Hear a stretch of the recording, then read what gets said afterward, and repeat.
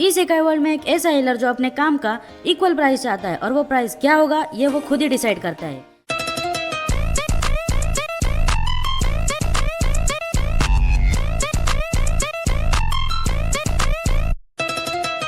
इस एनिमे का नाम है brilliant heroes new life in shadows. ये एक ऐसा एनिमे है जिसमें कि हीलर्स को बहुत ही ज्यादा इंपॉर्टेंस दिया जाता है। उनकी जो पावर है वो जितनी ज्यादा, उनकी रैंक एंड पोजीशन उतनी बड़ी। ये कहानी है एक ऐसे हीलर की जो कि स्लम्स में बॉर्न हुआ। उसका नाम है जेनोस, जो कि अपना मेन कैरेक्टर है। उसका बचपन बहुत ही स्ट्रगल भरा था। उसके जो साथी थे, दोस्त जिन्हें वो दोस्त मानता था, वो सिर्फ उसका इस्तेमाल करते थे।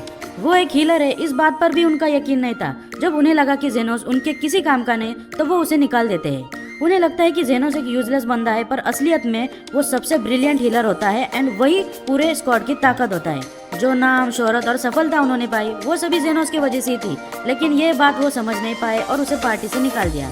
तब उसे लोगों के बारे में समझ आई और उसने पहली बार अपने बारे में कुछ सोचा। अब उसे जाने के लिए कुछ जगह नहीं था, तो फिर वो स्लम्स एरिया में वापस आ गया। जब वो स्लम से गुजर रहा होता है, उसकी मुलाकात होती है एक एल्फ लड़की लिली से।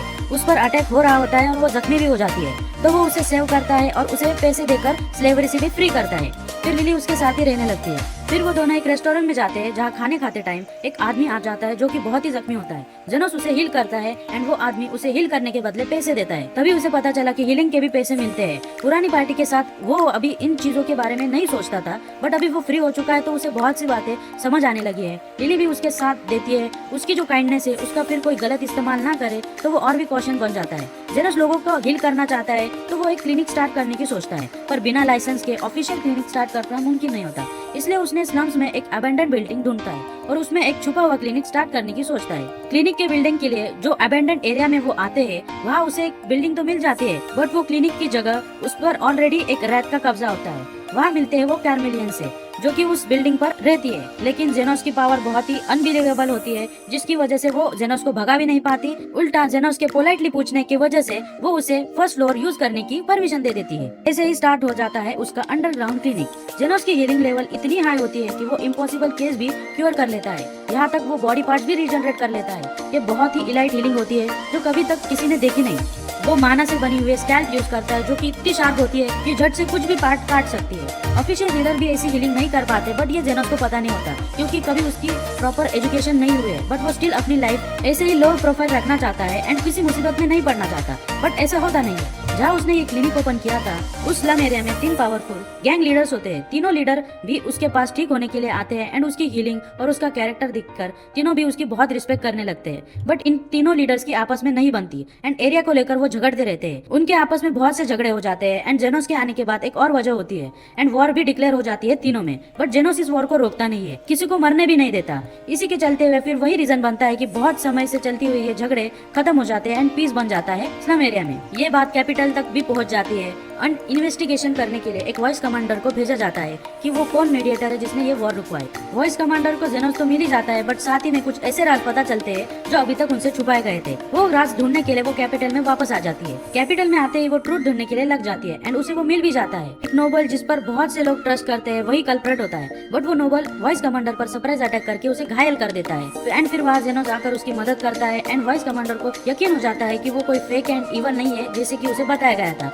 एंड वो फिर जेनोस के साथ जुड़ जाती है। उसकी जो पुरानी पार्टी होती है उसके बिना बहुत सी मुश्किलों में गिरती है और तब उसे रियलाइज होता है कि उसे निकालना उनकी सबसे बड़ी गलती थी। तो लीडर फिर से जेनोस को ढूंढने के लिए स्लम में आता है, बट अब जेनोस की जो रेपुटेशन है इन 2 महीनों में बहुत ज्यादा बढ़ चुकी होती है। वो देखकर वो जो पुराना लीडर है वो बहुत ज्यादा शॉक हो जाता है। जब वो जेनोस से वापस मिलता है, उसे वापस आने के लिए बोलता है। ऐसा दिखाता है कि वो उस पर एहसान कर रहा है, बट जेनोस जो है उसे साफ साफ मना कर देता है। जेनोस को वो इतना सक्सेसफुल और रेपुटेड देखना नहीं चाहता एंड गुस्से में आकर वो उसके खिलाफ अंडरग्राउंड गिल्ड में मदद मांगने जाता है, बट खुद ही एक टेस्ट सब्जेक्ट बन जाता है। बड़े से गोलम में उसे बनाकर स्लम्स में छोड़ा जाता है। जो लीडर है वो उस गोलम का कोर बन जाता है। ये एक बहुत ही फॉरबिडियन थिंग होती है, फिर भी जेनोस वो खतरे को मिटाकर उसे भी बचाता है और उस पर एक एहसान करता है। इसी प्रोसेस में वो एक क्रेजी अंडरग्राउंड गिल्ड के नजरों में भी आ जाता है। जेनोस की जो रेपुटेशन है वो इतनी बढ़ जाती है कि एक इलाइट हीलर देखकर उसे रिक्रूट करता है रॉयल हॉस्पिटल में। कुछ ऐसा केस है जिसमें वो डायरेक्टली इन्वॉल्व नहीं हो सकता, तो वो जेनोस की मदद लेता है। जेनोस फिर अंडरग्राउंड इन्वेस्टिगेशन स्टार्ट करता है। वो एक रेगुलर स्टूडेंट बन के उनके बीच जाता है,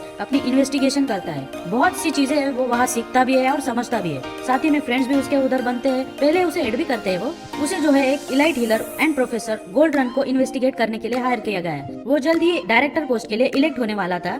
गोल्ड रन जो है वो अपने हेल्थ ट्रांसफर से लोगों को ठीक करता है। उसके साथ काम करना मतलब बहुत ही हाई रेपुटेशन मिलती है। जेनोस उसका ग्रुप सक्सेसफुली ज्वाइन करता है, उसे वो ऑब्जर्व भी करने लगता है। तभी गोल्डरन के पास कुछ एक ऐसा केस आता है, अगर वो सॉल्व कर दिया तो उसका डायरेक्टर बनना तो पक्का ही था।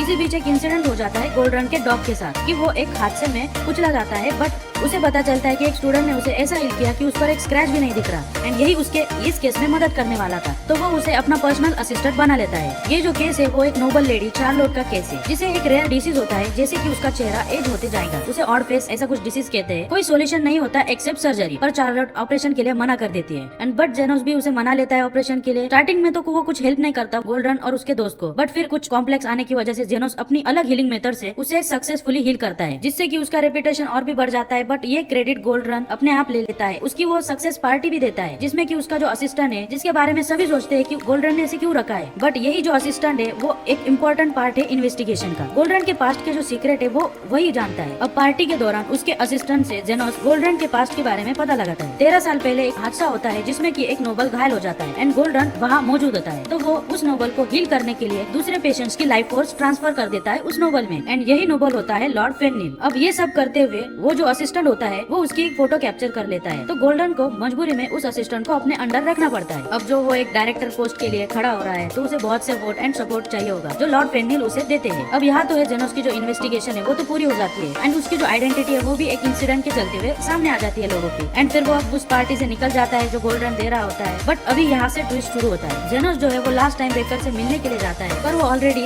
गोल्डन के पार्टी के लिए निकल गया होता है। बट जहाँ वो काम करता है उन्हें वहाँ एक फोटोग्राफ मिलती है, जिसमें उमिन जो है उसकी जो असिस्टेंट होती है वो अल्फ्रेड और बेकर की जो फियांसे है उसे पहचानती है। वो दोनों भी उस फोटो में होते हैं। जेनोस समझ जाता है कि कुछ तो अभी गड़बड़ हो रही है, एंड वो दोनों भी पार्टी के लिए निकल जाते हैं। यहाँ दूसरी तरफ गोल्डरन अपनी बड़ी पार्टी दे रहा होता है। उसे लगता है कि सब उसके हिसाब से चल रहा है। तभी इलाई टेलर बेकर उस पार्टी में पॉइजन मिक्स कर देता है वाइन में, एंड सभी लोग ऑलमोस्ट बेहोश हो जाते हैं सिवाय गोल्डरन के। फिर वो बताता है वो राज जिसकी वजह से उसने ये सब किया। गोल्डरन ने जाने अनजाने में उसकी फियांसी की जान ले ली। जब ये राज उसे पता चला तो वो गोल्डरन से बदला लेना चाहता था, बट उसके पास कुछ भी प्रूफ नहीं था, इसीलिए वो जेनोस को हायर करता है प्रूफ ढूंढने के लिए। बेकर ने गोल्डरन को कन्फेस करने के लिए मजबूर कर दिया, एंड सेम सिचुएशन रिक्रिएट की जो 13 साल पुरानी ट्रेजेडी में हुई थी। वो खुद को बचाने के लिए बाकियों की लाइफ फोर्स छीनने की भी कोशिश करता है, लेकिन इस बार जेनोस वहाँ होता है, एंड जेनोस सेव द डे। वो सभी पॉइजन लोगों को एक साथ हील कर देता है, अपनी असली ब्रिलियंट पावर सबके सामने दिखाता है। सिर्फ एक इंसान को वो हील नहीं करता, गोल्डरन को। और इसी तरह गोल्डरन का असली चेहरा सबके सामने आता है। बेकर अपने आप को सरेंडर कर देता है, गोल्डरन अपनी गलतियों की सजा भी पा लेता है, एंड इस इंसिडेंट में एक और बात बन जाती है कि जेनोस को फाइनली अपना ऑफिशियल हीलर लाइसेंस मिल जाता है। सीजन 1 एंड होता है यहाँ पर जेनोस के अपने क्लिनिक लौटने पर, लेकिन कुछ मिस्ट्रीज अभी तक बाकी है, जैसे कि जेनोस का जो मास्टर था जिसने उसे हीलिंग करना सिखाया उसके पास्ट के बारे में, एंड अंडरग्राउंड गिल्ड का जो बंदा है जो जेनोस पर नजर रखे हुए है। एंड एक बात और, जो कि पॉइजन यूज करता है बेकर, वो असली में उसका नहीं होता, बट फिर भी उसे ही ब्लेम लेना पड़ता है। पॉइजन के मामले में अंडरग्राउंड गिल्ड का वो जो क्रेजी इंसान है वही जेनोस को टेस्ट करने के लिए ये सब करते रहता है। उसके बारे में भी अभी प्रॉपर कुछ दिखाना है। अभी ये वाले सीजन 2025 में अप्रैल में आया था। अभी सीजन 2 का तो अनाउंसमेंट होगा नहीं इतने जल्दी, बट चांसेस हाई है। तो दोस्तों ये थी brilliant healer new life shadows की फुल स्टोरी एक्सप्लेन। एनीमे देखने में बहुत ही अच्छी एंड एंटरटेनिंग है, साथ में इसमें साइलेंट ह्यूमर्स भी है, action, mystery, healing and politics भी आपको इसमें देखने मिलेगा। आपको ये एनीमे कैसी लगी कमेंट करके जरूर बताइए, लाइक एंड शेयर जरूर करना। मैं मिलता हूँ अगले वीडियो में, तब तक के लिए बाय बाय।